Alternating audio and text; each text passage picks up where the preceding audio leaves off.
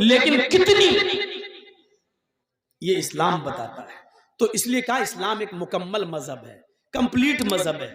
شادی اللہ کے نبی نے کر کے دکھلائی ہے، اور کر کے ہی نہیں دکھلائی ہے بلکہ آپ کی پہلی شادی، آپ آشچर्य کریں گے، سنیے، آپ کی پہلی شادی کتنی سال کی عمر میں ہوئی؟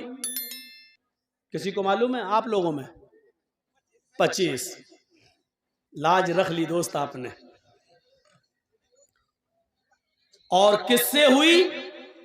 خدیجہ رضی اللہ تعالی عنہا سے۔ ان کی عمر کتنی تھی؟ 40۔ اللہ کے نبی نے یہ شادی کر کے بتلا دیا ہے کہ کم عمر کا لڑکا بڑی عمر کی عورت سے شادی کر سکتا ہے، اور یہ کوئی ناجائز نہیں ہے۔ اور سنیے، خدیجہ جو عمر میں 15 سال بڑی تھی اللہ کے رسول سے، نبی اکرم سے، اللہ کے رسول سب سے زیادہ پیار بھی انہی سے کرتے تھے۔ یہ چیز نہ عیسائیت میں ملے گی، نہ ہندو دھرم کے اندر ملے گی۔ صرف اتنا لکھا ہے پتی اور پتنی میں پریم ہونا چاہیے بس، لیکن پریم کیسا، اس کی مثال کیسی؟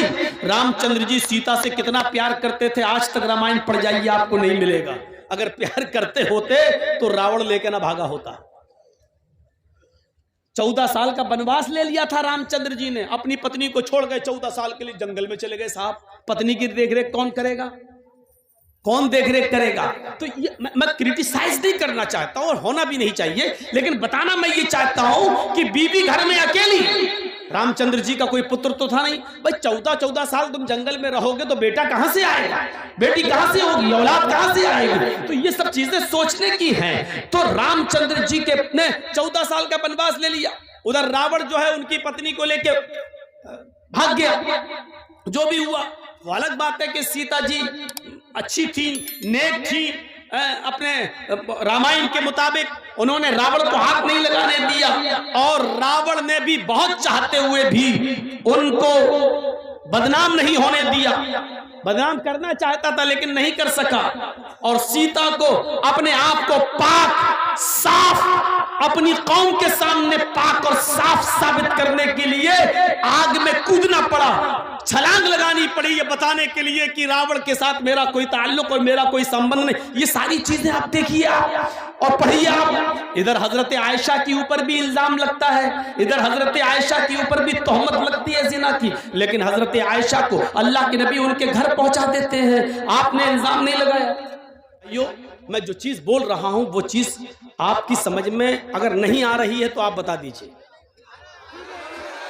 ہمارے مولانا کہہ رہے ہیں کسی کی سمجھ میں نہیں آ رہا ہے، اس طرف آئیے، اب بتائیے میں کیا کروں۔ اب آپ سنیے، بس آپ کی گواہی مل گئی ہے، اب مجھے کسی کی کوئی پرواہ نہیں، بیٹھیے۔ نہیں سمجھ میں آئے گا تو بتا دیجئے گا، میں چھوڑ دوں گا۔ ہاں اب آپ سنیے، تو میں کہہ یہ رہا تھا کہ اسلام ایک مکمل مذہب ہے، ایک مکمل کمپلیٹ دین ایک اسلام کون ہے؟ اسلام ہے۔ اس مذہب کے اندر آپ کو کمپلیٹلی نہیں ملے گی۔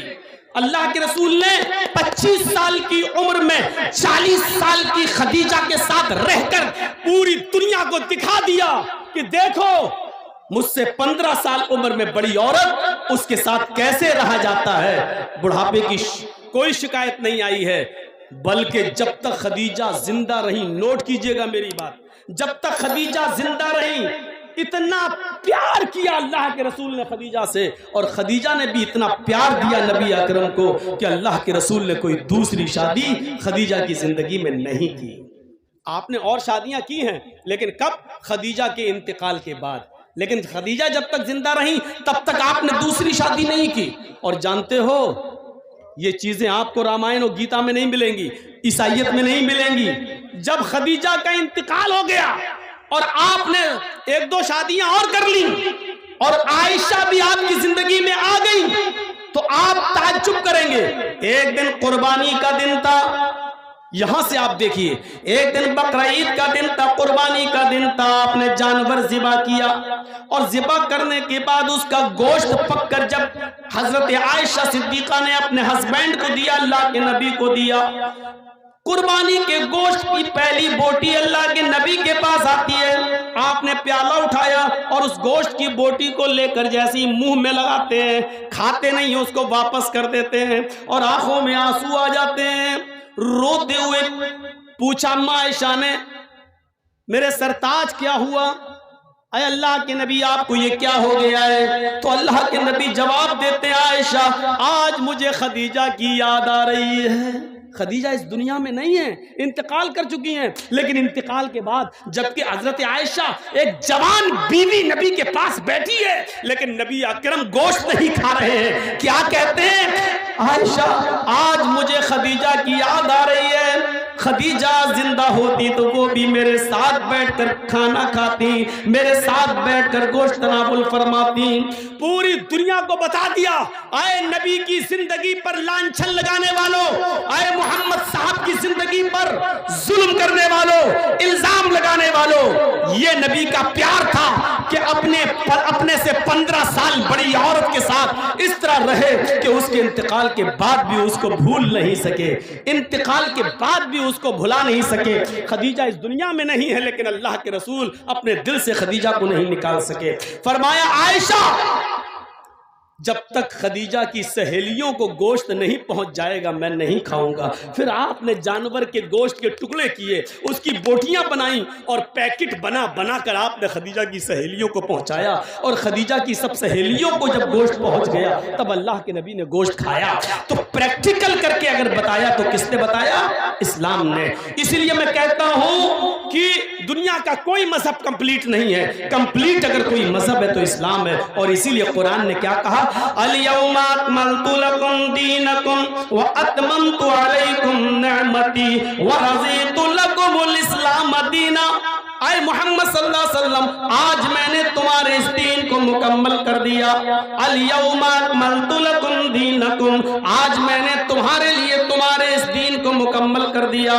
واتممت علیکم نعمتی اور اپنی نعمتوں کا اتمام کر دیا، اپنی نعمتیں ہم نے پوری کر دی۔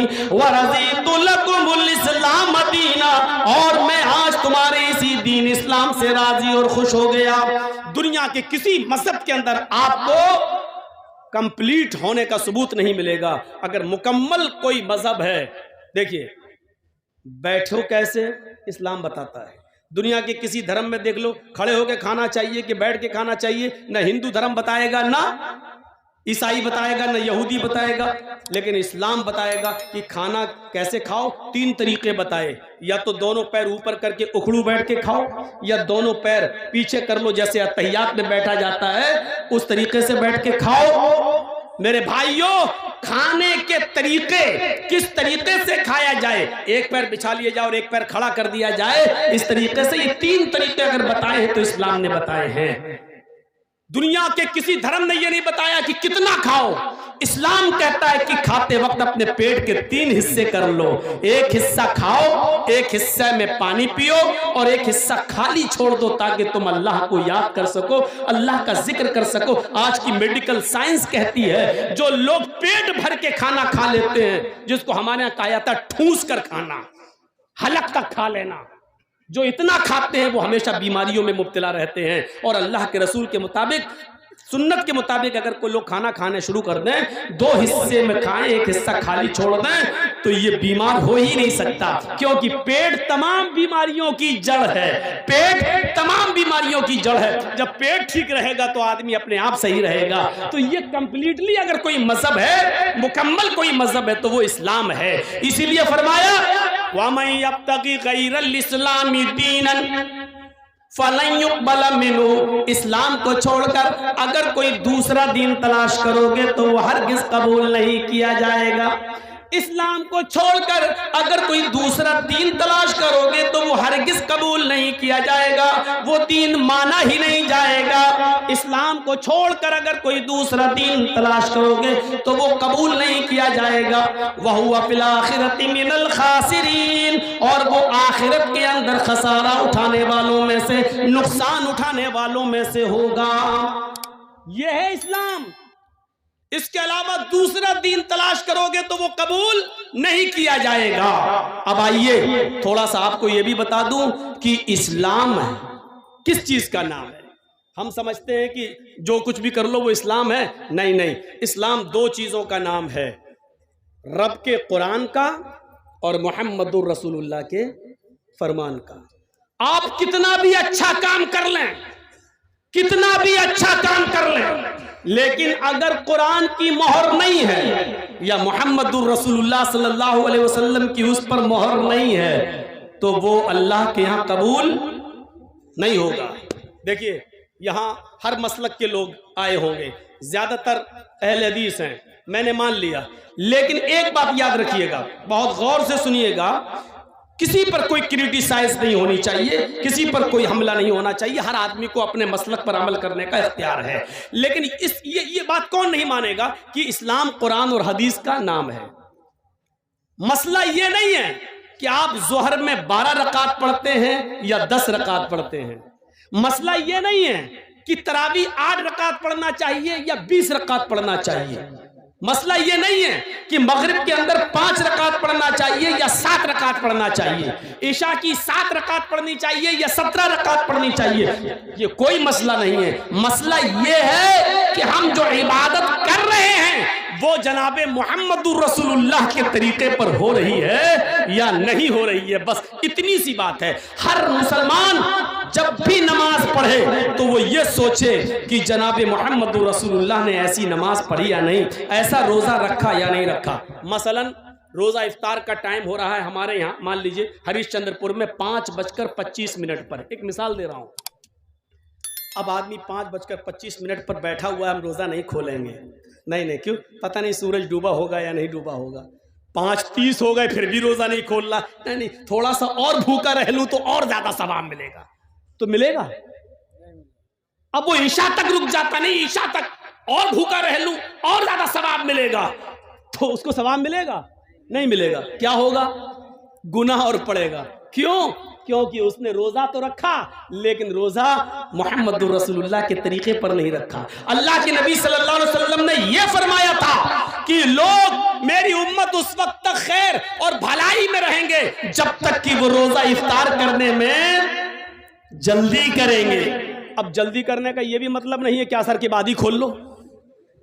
جلدی کرنے کا مطلب یہ ہے کہ جیسے ہی 5:25 پر سورج ڈوبا آپ فوراً روزہ افطار کر لو، لیٹ مت ہوئیے. اب جرجیت صاحب کے ہاں مان لیجئے ہریش چندر پور میں 5 بجے سحری کا ٹائم ختم ہو رہا ہے صبح. جرجیت صاحب کی آنکھ لگ گئی، 7 بجے اٹھے. کیا ہوا یار، سحری نہیں کر؟ اچھا کتنا؟ 5 بجے سحری کا ٹائم ختم تھا، 7 بج گئے، 2 ہی گھنٹہ تو لیٹ ہوئے، چلو اب سحری کر لیتے ہیں. سحری 7 بجے کر لی. ادھر 5:25 پر افطار کا ٹائم ہو گیا. نہیں ابھی نہیں افطار کریں گے کیونکہ 2 گھنٹے بعد سحری کی تھی، اس لیے 2 گھنٹے بعد افطار کریں گے. ادھر ہم 5:25 کے بجائے 7:25 پہ افطار کر رہے ہیں. ٹائم تو برابر ہو گیا نا، ٹائم تو برابر ہو گیا نا، لیکن یہ روزہ نہیں مانا جائے گا کیونکہ سحری کا ٹائم ختم ہو رہا تھا 5 بجے. آپ کو 4:59 تک سحری کرنا تھی، 5:01 پہ نہیں کرنا تھی، لیکن آپ تو 7 بجے کر رہے ہیں. آپ نے اصول توڑ دیا، ضابطہ توڑ دیا، نبی اکرم کا بنایا ہوا قانون توڑ دیا. اس لیے آپ کا روزہ قبول نہیں کیا جائے گا. چاہے آپ 7:30 بجے کھولیں، 8:30 بجے کھولیں، 9:30 بجے افطار کریں، لیکن نہیں مانا جائے گا کیونکہ روزہ رکھنا مقصد نہیں ہے، شریعت کی پابندی کرانا مقصد ہے. آئیے ایک اور چیز سے سمجھا دیتے ہیں ہم آپ کو.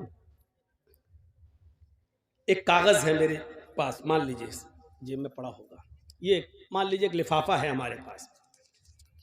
اس پہ میں نے ایک لیٹر لکھ دیا اور پوسٹ باکس میں ڈال دیا.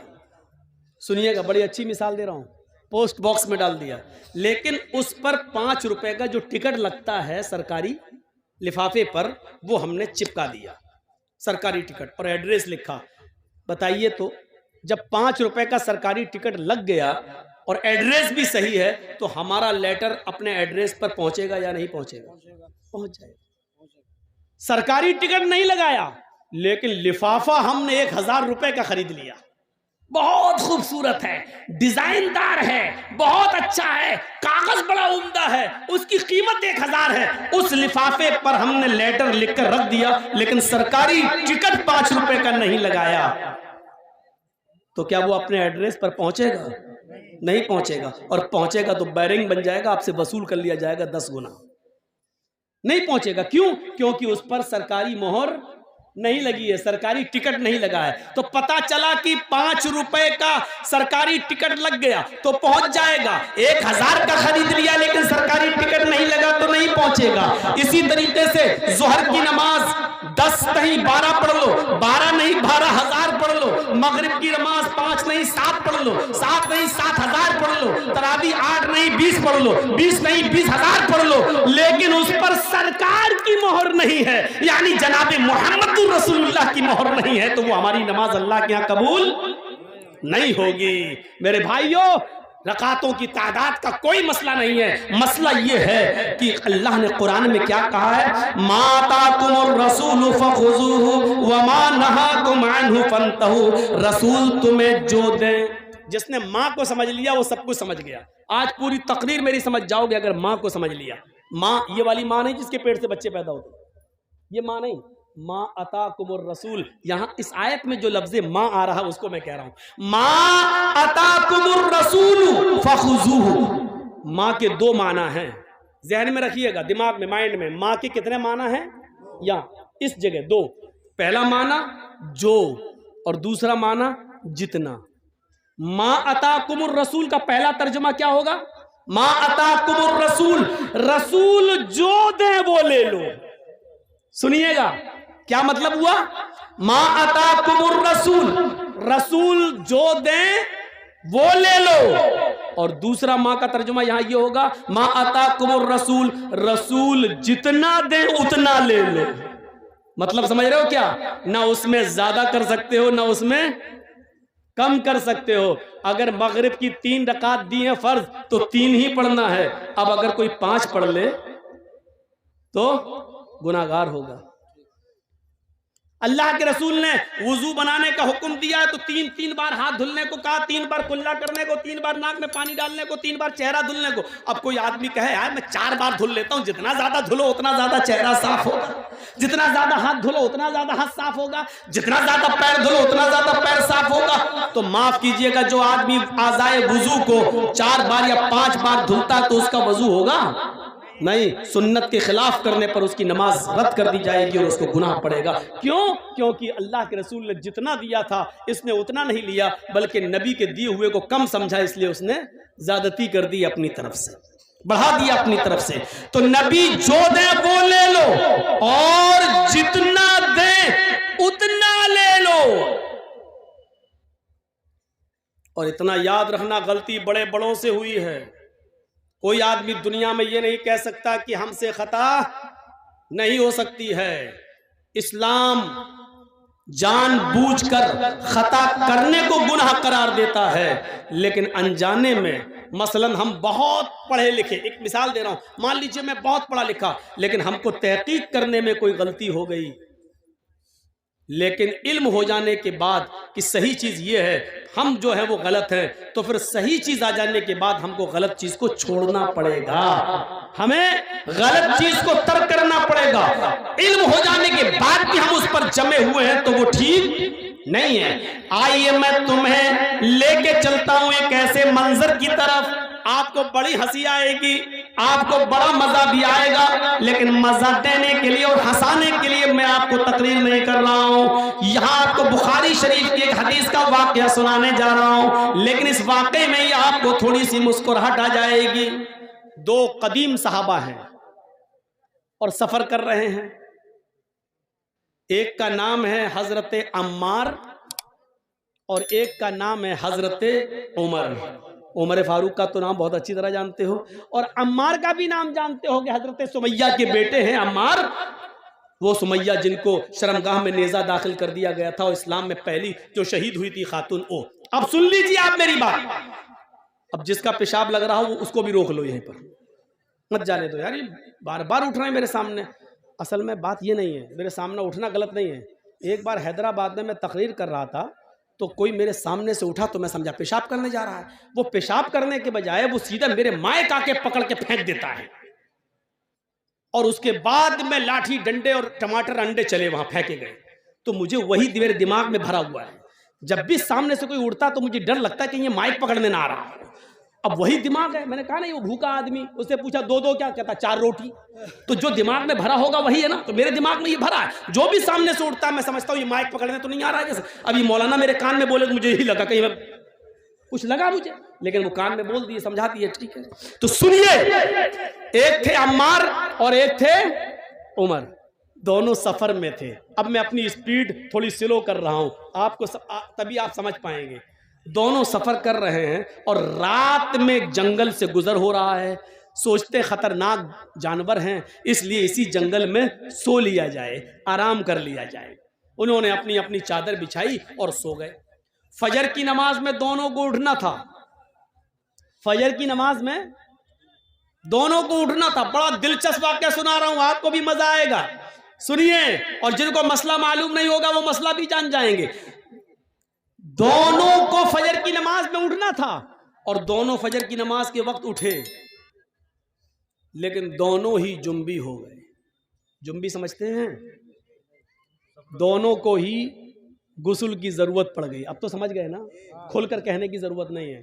یعنی دونوں انسان ہیں, آدمی سوتا ہے, دونوں کو ہی نائٹ فال ہو گیا. اب غسل کرنا پڑے گا تبھی نماز ہوگی, لیکن پانی نہیں. اب کیا کیا جائے؟ تو حضرت عمار کہتے ہیں عمر جی مجھے مسئلہ معلوم ہے. کہا کیا؟ سنیے, بہت سلو سنا رہا ہوں تاکہ آپ کے دماغ میں بالکل گھسا دوں. کہا عمر مجھے مسئلہ معلوم ہے. اللہ کے نبی جمعہ کا خطبہ دے رہے تھے تو آپ نے فرمایا جب پانی نہ ملے تو پاک مٹی سے تیمم کر لو. حضرت عمر کہتے چپ رہو, جس مسجد میں اللہ کے نبی نے یہ خطبہ دیا اس میں ہم بھی تھے. آپ نے یہ بات کہی تھی کہ پانی نہ ملے تو تیمم کر لو, لیکن وہ وضو کے لیے کہا تھا, غسل کے لیے نہیں. ہم کو وضو کی ضرورت نہیں ہے, غسل کی ضرورت ہے. اللہ کے رسول نے اس مسجد میں جو جمعے کا خطبہ دیا تھا اس میں یہ کہا تھا کہ اگر وضو کے لیے پانی نہ ملے تو تیمم کر لو. دونوں ہاتھ پاک مٹی پہ مار کے پھونک لو, چہرے پہ پھیر لو, دایاں ہاتھ بائیں ہاتھ پر اور بایاں ہاتھ دائیں ہاتھ پر پھیر لو تو تیمم ہو جاتا ہے. یہ اللہ کے نبی نے بتایا تھا. تو یہاں تو وضو کا معاملہ نہیں ہے, ہم لوگ ناپاک ہیں, ہم لوگ کو غسل کی ضرورت ہے. حضرت عمار کہتے ہیں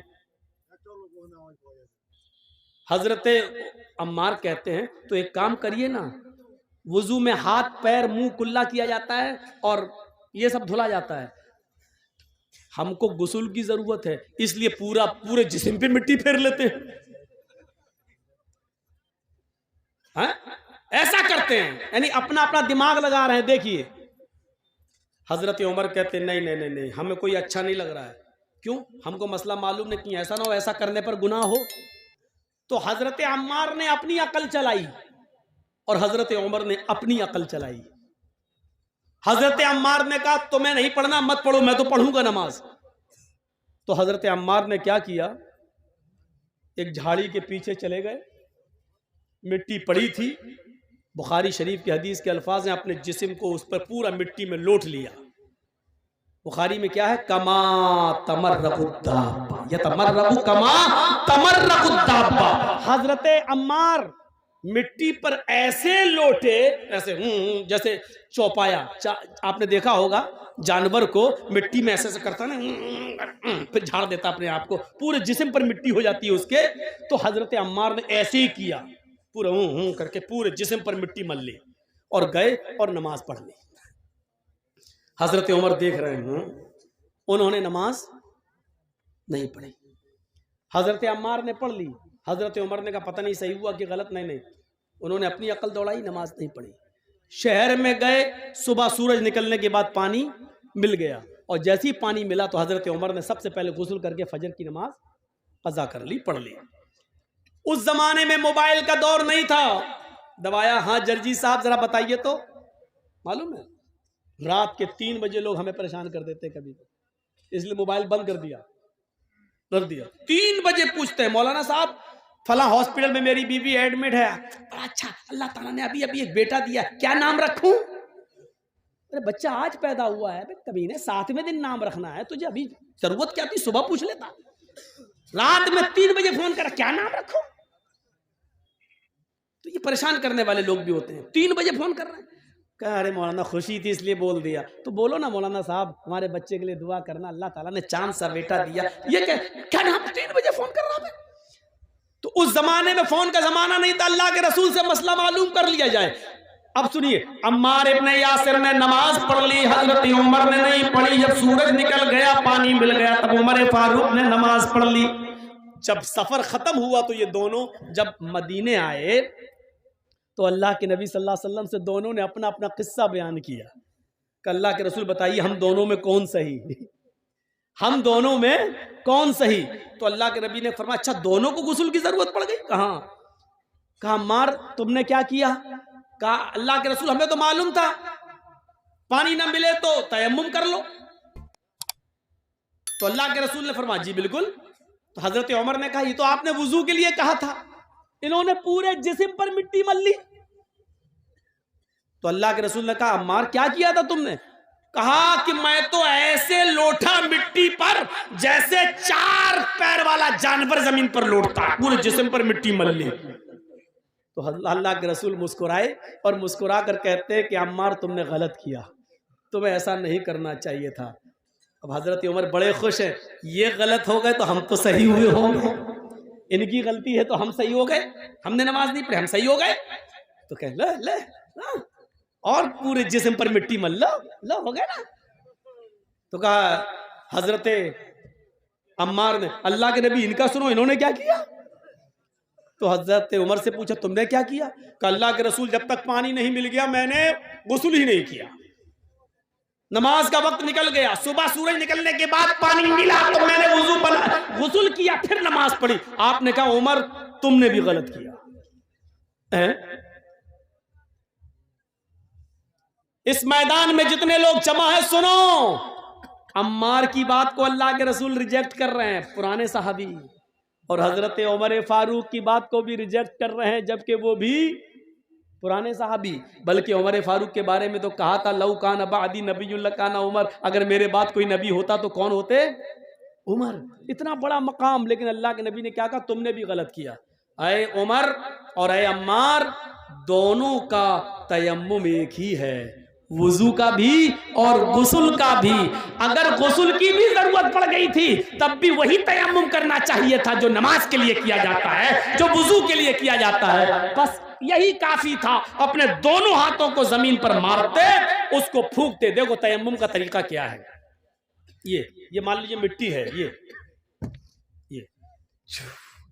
مٹی ہونا ضروری ہے۔ بہت سے لوگ یہ پکی دیواروں پہ ایسے مار دیتے ہیں، نہیں چلے گا۔ بہت سے لوگ پتی ہوئی دیواروں پہ مار دیتے ہیں ایسے، نہیں چلے گا، معاف کیجئے گا بڑی معذرت کے ساتھ، نہیں چلے گا۔ مٹی ہونی چاہیے، وہ بھی پاک۔ ایسے دونوں ہاتھ زمین پہ ایسے ماریے، یہ ایسے کیا، اور ایسے کرنے کے بعد ایسے نہیں ملنا ہے، ایسے کر کے ایسے نہیں ملنا، پورا وہ آپ کا پاؤنڈ کریم یہی لگ جائے گی، ایسے نہیں کرنا ہے۔ یہ زمین پہ مارا، تیمم کا طریقہ سیکھیے، یہ زمین پہ مارا، پھر یہ بس جتنی بھی اڑ جائے مٹی تمہارے ہاتھ میں لگی ہوئی، ایسے کر کے اڑ گئی۔ اب انہی ہاتھوں کو ایسے کرنا ہے، دیکھیں ہو گیا۔ اب یہی ہاتھ دوبارہ نہیں لینا ہے، اسی ہاتھ کو بائیں ہاتھ کے اوپر ایسے یہاں تک یہ کر لیا، اور اس ہاتھ کو یہ تیمم ہو گیا۔ تو اللہ کے نبی نے کہا تھا یکفی ہاکذا، تمہارے لیے اتنا کر لینا کافی تھا۔ تم نے پورے جسم پر مٹی مل لی، تم نے بھی غلط کیا، اور اول وقت پر نماز نہ پڑھ کے سورج کے نکلنے تک انتظار کر کے پھر غسل کے لیے پانی مل گیا تب پانی نہا کر پھر تم نے نماز پڑھی، تم نے بھی غلط کیا، کیونکہ نماز کو اس کے اول وقت سے نکال دیا۔ تو اب آپ سمجھ رہے ہیں غلطی کن کن سے ہو سکتی ہے؟ حضرت عمار سے بھی ہو گئی، حضرت عمر سے بھی ہو سکتی ہے، تو مولوی جرجیز سے کیوں نہیں ہو سکتی؟ آج ہم جیسے کوئی مولانا یہ نہیں کہہ سکتا کہ میں نے جو کہا وہ بالکل صحیح ہے، اسی کو آنکھ بند کر کے مان لو، نہیں۔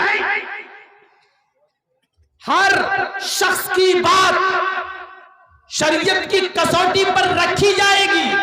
اگر قرآن و حدیث سے مل رہی ہوگی تو مانی جائے گی, قرآن و حدیث سے نہیں مل رہی ہوگی تو نہیں مانی جائے گی. میرے بھائیو اس چیز کو یاد رکھنا. آئیے اب میں تمہیں ایک ایسے واقعے کی طرف لے کے چلتا ہوں جس سے تمہیں بہت بڑا مسئلہ معلوم ہوگا. حضرت عمر فاروق خطبہ دے رہے ہیں. سنیے, حضرت عمر فاروق خطبہ دے رہے ہیں اور اس خطبے کے اندر اللہ کے فرما رہے ہیں کہ لوگوں آج کل مہر بہت بڑھ گیا ہے. مہر جانتے ہیں نا, لڑکی کی شادی میں جو رکھا جاتا ہے اس کو آپ کے یہاں کیا بولتے ہیں؟ مہر, دین مہر, مہر نہیں. مہر تو وہ ہوتی جو لگائی جاتی ہے. مہر, دین مہر, صحیح ہے. تو مہر, لوگوں مہر بڑھتا جا رہا ہے. سنیے بہت پیاری بات. اب لوگ بہت زیادہ مہر رکھنے لگے, دینے لگے. لڑکیاں بھی نکاح کے موقع پر بہت زیادہ مہر کی ڈیمانڈ کرنے لگی. میں نے اللہ کے نبی کے نکاح دیکھے ہیں. نبی کی بیویوں کو اللہ کے نبی نے جو مہر دیا وہ مجھے معلوم ہے. اللہ کے نبی نے اپنی بیٹیوں کی, زینب کی, رقیہ کی, ام کلثوم کی اور فاطمہ کی شادی کی تو کتنا مہر رکھا یہ بھی مجھے معلوم ہے. سب سے زیادہ جو مہر تھا وہ 400 درہم, 400 درہم کا مہر تھا. 400 درہم کا, 400 درہم سے زیادہ مہر اللہ کے نبی نے نہیں رکھا. لہذا اگر کوئی بھی شخص اپنی بیوی کو 400 درہم سے زیادہ مہر دے گا تو وہ مہر عمر اس عورت سے چھین لے گا اور بیت المال میں جمع کر دے گا. 400 سے زیادہ جو مہر ہوگا, 400 تک تو اس عورت کے پاس رہے گا, لیکن 400 کے بعد جو بھی مہر دے گا اتنا وہ زائد مہر جو زیادہ ہے وہ اس عورت سے لے کر بیت المال میں جمع کر دیا جائے گا. یہ کس نے کہا؟ حضرت عمر نے قانون بنا دیا. ممبر پہ کھڑے ہو کے خطبہ دے دیا.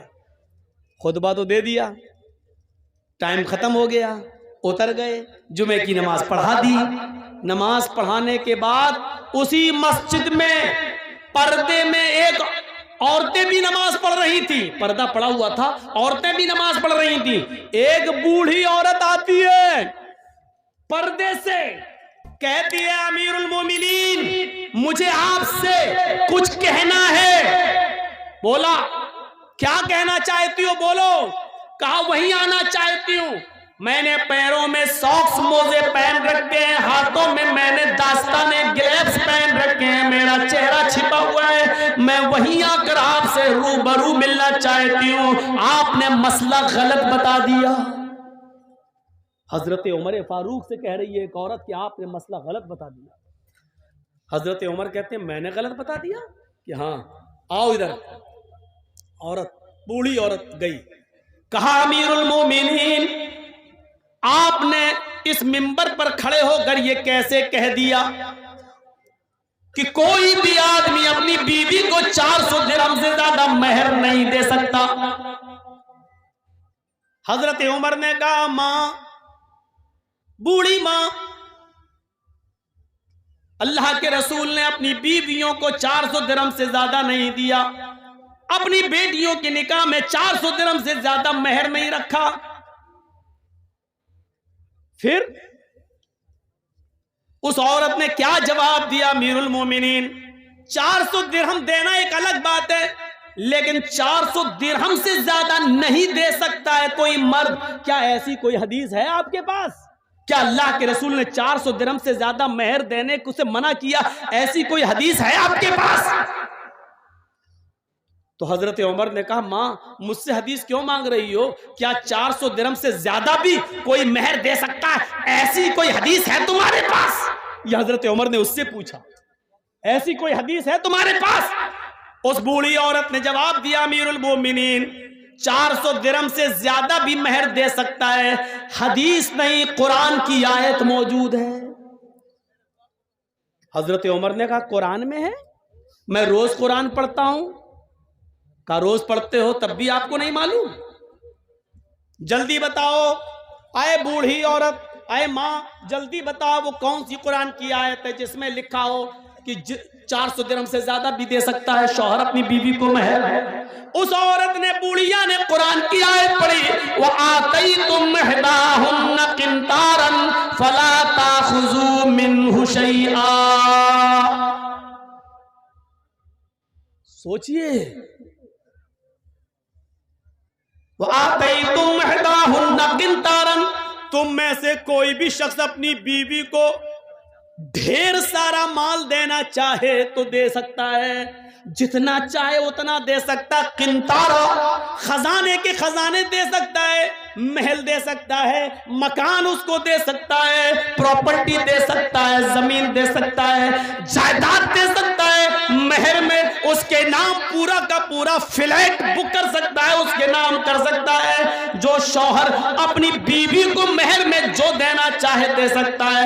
فلا تاخذوا منها شیئا، پھر تم اس میں سے کچھ بھی لینے کا حق نہیں رکھتے. کوئی بھی اس عورت سے چھین نہیں سکتا، یہ اس عورت کا حق ہے، اس سے کوئی اس کا حق نہیں چھین سکتا ہے. شوہر بھی دے دے تو پھر وہ بھی واپس نہیں لے سکتا. آئے عمر، جب دیے ہوئے مال کو شوہر نہیں لے سکتا ہے تو آپ کیسے لے سکتے ہیں؟ آپ نے یہ کیسے قانون نافذ کر دیا؟ کیسے کہہ دیا کہ 400 درہم سے زیادہ اگر کوئی اپنی بیوی کو مہر دے گا تو وہ مہر چھین کر بیت المال میں جمع کر دیا جائے گا؟ آپ رونگ ہیں، آپ نے غلط کہا ہے. قرآن تو کہتا ہے جتنا چاہے اتنا دے سکتا ہے اور اس میں سے تم کچھ بھی لینے کا حق نہیں رکھتے. حضرت عمر نے لوگوں سے پوچھا جو مسجد میں بیٹھے ہوئے تھے، ان لوگوں سے پوچھا کیا یہ آیت قرآن میں موجود ہے جو بڑھیا پڑھ رہی ہے؟ یہ عورت جو قرآن کی آیت پڑھ رہی ہے کیا یہ آیت قرآن میں موجود ہے؟ لوگوں نے جواب دیا ہاں یہ آیت قرآن میں موجود ہے. حضرت عمر اپنی غلطی ایکسپٹ کرتے ہیں اور پھر منبر پر دوبارہ کھڑے ہوتے ہیں اور کہتے ہیں اخطا رجل واصابت امرأۃ، اخطا رجل واصابت امرأۃ. مرد نے غلطی کی اور ایک عورت نے درست بات کی، ایک عورت نے سچی بات کی ہے، لہذا عمر اپنی بات واپس لے رہا ہے.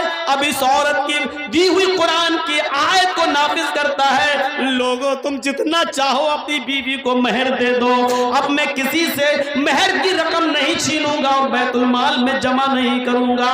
میرے بھائیوں، ایک آدمی کوئی غلط فیصلہ کر سکتا ہے لیکن دلیل آ جانے کے بعد، قرآن کی آیت آ جانے کے بعد اس کو ماننا ہی پڑتا ہے. جو آدمی غلط ہی پر نہیں میں نے جو کہا وہی صحیح ہے، صحیح بات آ جانے کے بعد بھی غلطی پر لٹکا رہے نہیں میں نے جو کہا وہی صحیح ہے، تو یہ چیز غلط ہوتی ہے.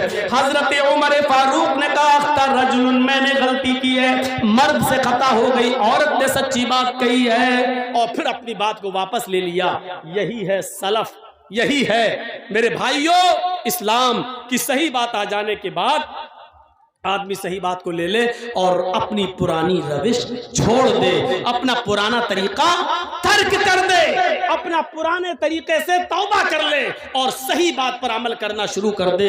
ایسی کتنی مثالیں میرے بھائیوں ہمیں اور آپ کو، ہم اور ہمارے اور آپ کے سامنے آنی چاہیے، جس سے آپ کو پتہ چل سکتا ہے، پتہ چل جائے گا کہ شریعت کے اندر قرآن اور حدیث سے بڑھ کر کوئی نہیں ہے، کوئی نہیں ہے. جرجیز بھی غلط ہو سکتا ہے، اس میں مدرسے میں اور اس اسٹیج پر بولنے والے مولانا سے بھی غلطی ہو سکتی ہے، لیکن قرآن و حدیث کی دلیل آ جانے کے بعد پھر میرے بھائیوں میں نے کہا نا دماغ وہی لگنا چاہیے، ہم جو کر رہے ہیں وہ صحیح ہے کہ نہیں، ہم جو کر رہے ہیں وہ قرآن و حدیث میں کیسا ہے. میرے بھائیوں اس چیز کو آپ دیکھیے، اپنا دماغ وہیں پر لگا دیجئے. آئیے میں آپ کو ایک اور زبردست واقعے کی طرف لے کے چلنا چاہتا ہوں. زبردست واقعہ، زبردست. حضرت عثمان غنی کا زمانہ ہے، سنیے گا. اور ایک واقعہ جو ہاں بعد میں آ رہا ہے وہ پہلے واقعے سے زیادہ مزیدار. حضرت عثمان غنی کے زمانے میں ایک واقعہ پیش آ گیا. ایک شخص حضرت عثمان سے مسئلہ پوچھنے آ گیا کہ امیر المومنین، اگر کوئی عورت شادی کے 6 مہینے کے بعد اگر بچہ پیدا کرے تو اس بچے کا کیا حکم ہے؟ سن لیجئے، ہمارے اور آپ کے سامنے بھی ایسے قصے آ سکتے ہیں. ہریش چندر پور والوں، اگر آپ کے علاقے میں کسی لڑکی کی شادی ہو جائے اور 6 مہینے کے بعد اگر اس کے بچہ پیدا ہو جائے تو اس بچے کا کیا حکم ہوگا؟ سنو،